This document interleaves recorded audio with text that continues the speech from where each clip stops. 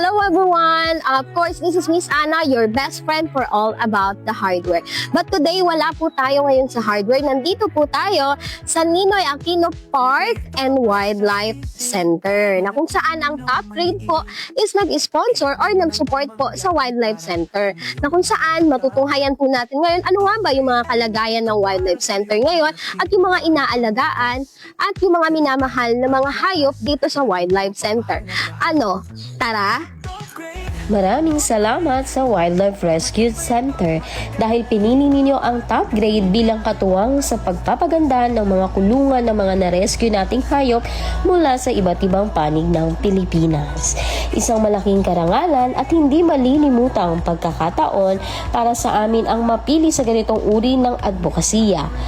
Tunay kaming nagagalak dahil sa dami ng brands na meron tayo sa ating bansa, kami ang inyong pinagkatiwalaan. Dahil dito, mas namulat kami kung gaano kahalaga ang pangangalaga ng kalikasan sa tahanan ng mga hayop at ang pagbibigay ng pagmamahal at pag-unawa sa lahat ng nilalang dito sa ating bansa. Dito sa Ninoy Aquino Wildlife Center, hindi lamang mga rescued at local animals ang inyong makikita.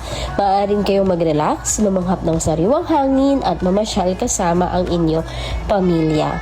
Muli, maraming salamat sa pagpili sa top grade bilang inyong pangunahing kagamitan para sa misyong ito.